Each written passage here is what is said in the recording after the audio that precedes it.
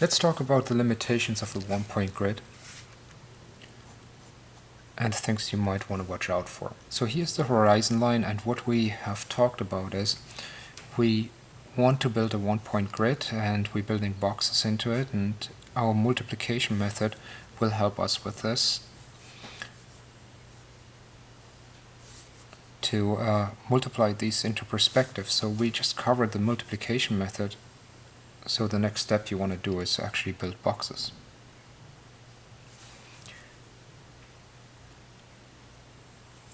So when you have your first box, you will find that it usually works out just quite nice. But if you start adding more boxes outside here, they will start to look distorted. So let's talk about that distortion. There will be a cone of vision that we have looked at beforehand on page 27. And if you leave that cone of vision, you will get distortion. To prevent this distortion to be too strong, what we can do is, instead of just having the lines on the ground, these ones here, being perfectly parallel to the horizon line, we just can slightly tip them. So now they're actually moving towards a vanishing point on this side. We're going to do the same thing with this line, and then we can connect this out. So you see, it's actually not essential that we hit all the lines perfectly right away. These are lines that help me to orient my box. And then I'm finishing this box up. So the first thing you see here is actually that this line now has moved towards a vanishing point on this side. The question is why? Why could you actually do this? What we have here is actually a cheat on a curvilinear perspective. So a one-point perspective in truth is based on a curvilinear perspective. So this is the center of that curvilinear perspective, and I'm drawing the lines out here. So there are curved lines moving towards a vanishing point on this side. So I'm just going to pop in a curvilinear perspective grid so you can see this. Here's a curvilinear perspective grid. So what you have is, this is a line parallel to the horizon line. Here we have the horizon line, and they're all curving towards this side. So I'm moving these lines over towards this side. What you will see is, when we do this further, this line now aligns somewhat with that curvilinear grid. And that's basically the cheat. If we would just go ahead and just keep on sketching the lines parallel to the horizon line, you will see that the gap will become larger and larger towards what it actually was supposed to be. So that's sort of the first thing, where we actually have here our traditional one-point perspective. Here we have actually two vanishing points in that one-point perspective, and as you can guess, there will be actually 3-point coming out of this too, because if we move lower, so we have covered now this area, so we can now deal with this area with a minimum amount of distortion. Now if we drop lower, we are actually heading for a 3-point perspective. So our verticals start to actually tilt as well.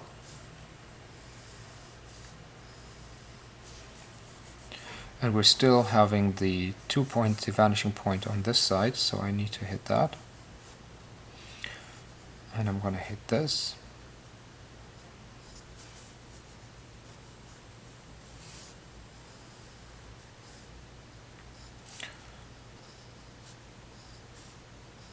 So even though all these boxes are aligning with one another,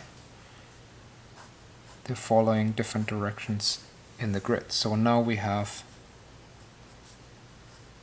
a third vanishing point down here. And that is the same explanation as we had here. So our verticals are as well slowly curving. So all of these verticals are slowly curving towards their vanishing point as well.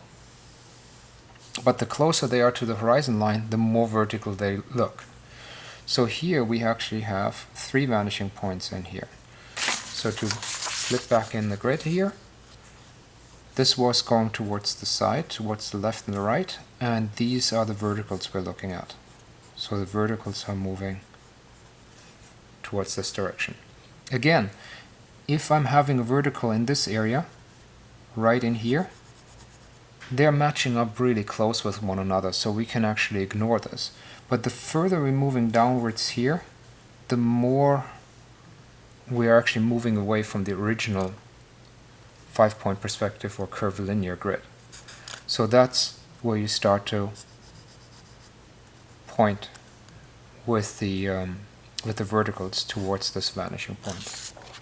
And that will basically make a 3-point grid. Now we actually can expand the area even more where we can draw in. Now, which one of these should you actually be choosing? It really depends on your on your needs. So if you initially want to have, and you can actually stay in this area, 1 point with 1 vanishing point, perfect. So you can just quickly work in this. The next one is the 2 vanishing point when you need to actually move a little bit further out. And what we're talking here about is some of the gaming perspectives is happening here. And then the 3 vanishing points is as well somewhere in the gaming perspective. Now if you want to completely or try to be as natural as you possibly can, you want to have that curvilinear perspective, but usually in gaming engines that is really difficult to do and work with. To get more information on this, just check out Portrait 32, where we are actually drawing boxes, if I can spell it right, boxes in perspective. And on page 45, we will cover more grids. And there we really look at how to go in and build the grid that you have underneath your page, so you truly know where these vanishing points are, so you get a grid that points you in the correct direction. And you slip this underneath your page and work over this. So this is usually the best way to work with these grids, and you can actually make a 1-point, 2-point, or 3-point grid, whichever way you need to work with. Okay, let's cover some multiplying techniques. So this is going to be one of the most used constructions in this book over and over and over again, is the way to multiply. So there's some very nice diagrams in the book, and I'm just going to demonstrate for you in sort of video form some of those constructions so you can see them step by step. So I'm just going to start out with a little 2-point perspective construction plane, and then we're going to divide it. So let's say that that's our proportion, and we want to take this dimension right here, and we want to repeat it into perspective. So what you need to do first is find the foreshortened center of that rectangle. So I'm going to do that to that. So corner to corner. So that's the foreshortened true center of that rectangle. Now what you do is you go from either this corner or the bottom corner through a midpoint up this far vertical. So we have the midpoint in the middle, but we need to transfer it over. So one of the ways you can do that is you just need to find a midway point between this. This is just 2-point perspective, so all my verticals are going to be parallel. So I could do that actually using my equal space divider, would be easy, right? So if I just do this, okay, you can also use a ruler, but there's the exact middle between that line and that line on a vertical. You can also draw your vertical first. So go here, find my line parallel, go over here, lightly draw that line, divide it in half, and now connect it to the middle of our plane, which is there. Okay, and so there we've got the midpoint. Now if I draw from this corner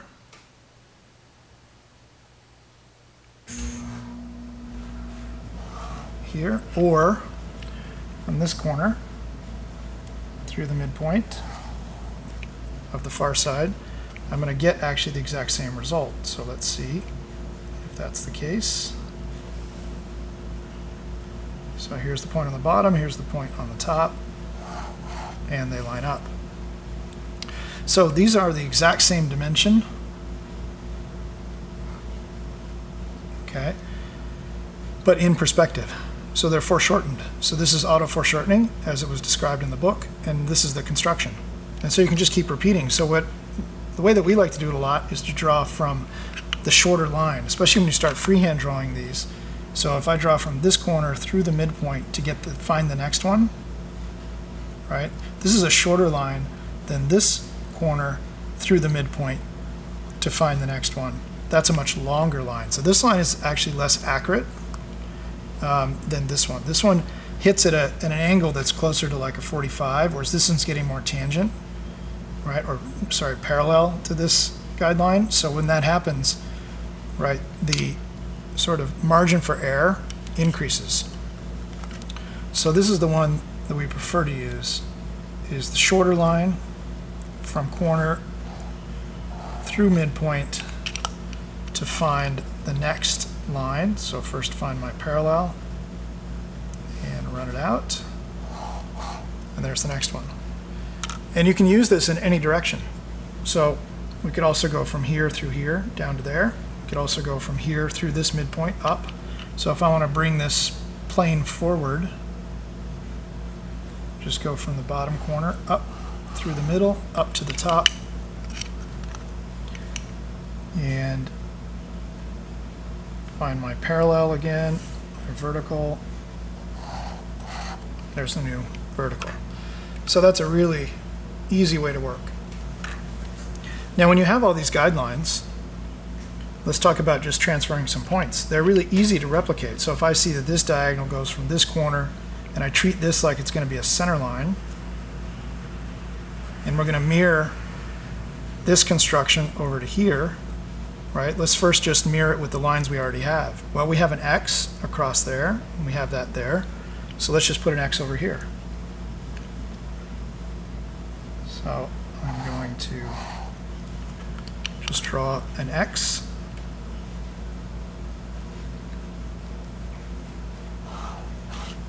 Like so. And let's see, I have a line going from this point through to the middle, so I'm going to draw it from that same point to the middle of the near side plane, like so. And what else do I need? Well, I have one going this way, so let's do the same on the other one. Like so. I've got another one from here to here. Now these are quite easy to mirror because, right, they're just points to points. They're just straight lines. So what am I missing? I've got this one, this one, this one, this one, that one, that one, that one, that one, this one, this one. I think that's all of them.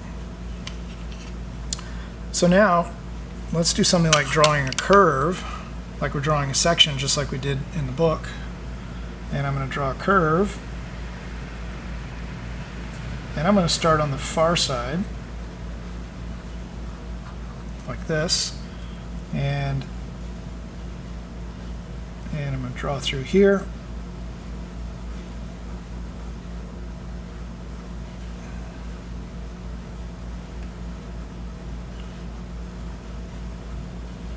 so something like that. It'd be a little easier if I spun this pad around, but I'm trying to keep it normal to the camera so it's a little easier to see. So if I want to mirror this curve, right, over to this plane, what I can do is I can just reference the points. So here's a point where it crosses, so there's a point. I already have that. If I need to do, let's see, this point crosses that diagonal, I could find that a couple of ways. I could try to draw a guideline going to my left vanishing point, and I could transfer it over, right? We could draw another box So if I wanted to, I could create a new plane like this. If I draw from this corner through the middle, it will give me the same dimension. And then I could go up, find my parallel line first, roll back, go up, and that's where it would cross that diagonal. So let's see, that one. Oh, am I missing that diagonal? Let's see. Now, it's okay to get lost because it will happen. Let's see, I have this diagonal. I want it to cross, sorry, it crosses there. And it's floating above. And sorry, it hits this diagonal, hits that diagonal. So just take your time, and there's my point. And tangent to this point. And then I can see this one at the bottom on the other side is just a little bit inside this one. So I just come over to this one and just go a little bit more distance, a little bit larger gap. That'll be the point. If you wanted to, you could take any of these diagonals. You could find more guidelines. If I wanted to find more guidelines, a really easy way to do that is just divide the back box here to find the foreshortened center and take the foreshortened center from the front, right? Because there's a X. So that gives me the true foreshortened center. Just connect those. And now we have another guideline. Okay, and you can keep doing that. So we could draw another X in this small box, find it.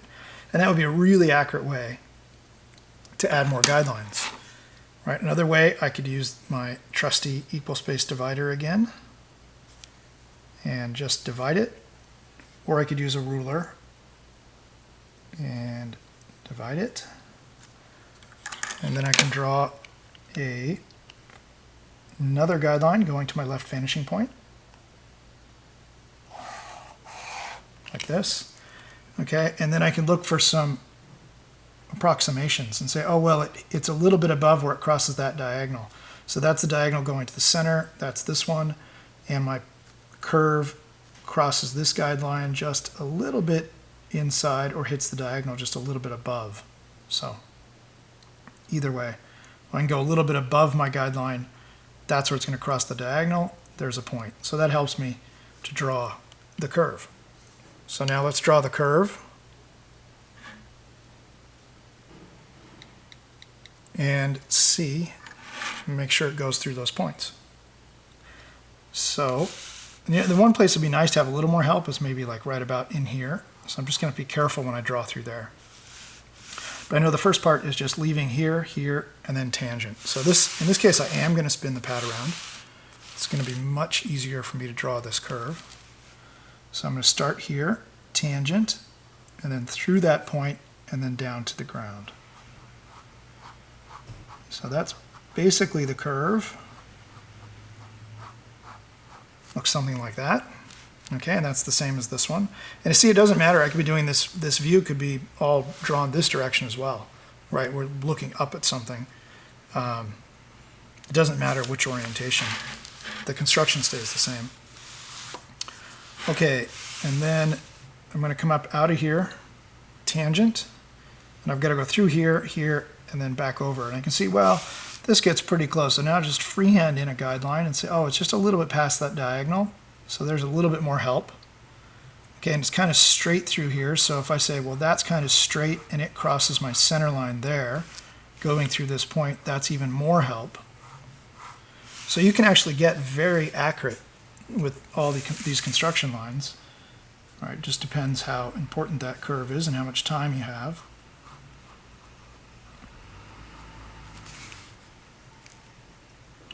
So connect that. And now it's spin it around. Connect the last part of it. So it's going to run through this guy. And then it's got to start a curve.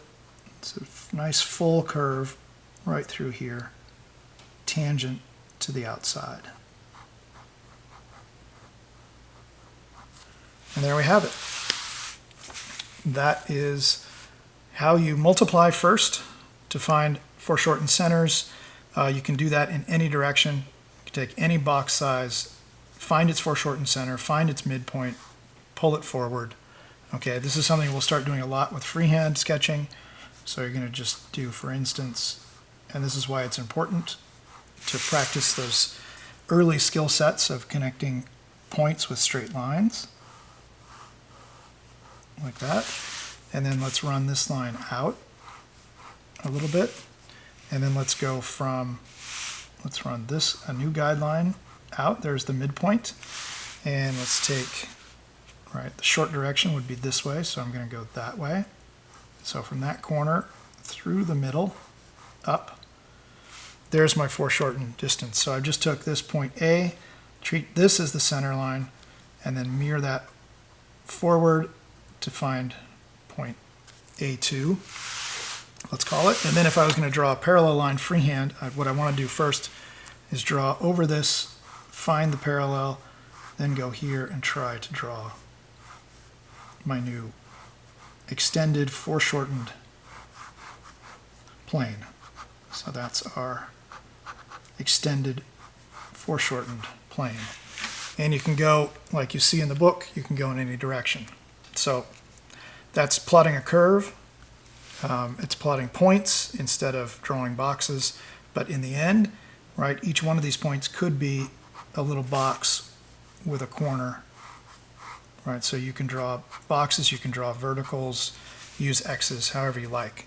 And in a way, you'll use a combination of all these: diagonals, X's, boxes, whatever you're comfortable with. But that's basically multiplying and mirroring in perspective. So that's another core skill that you want to master, that construction, because we're going to use it a lot in the coming chapters.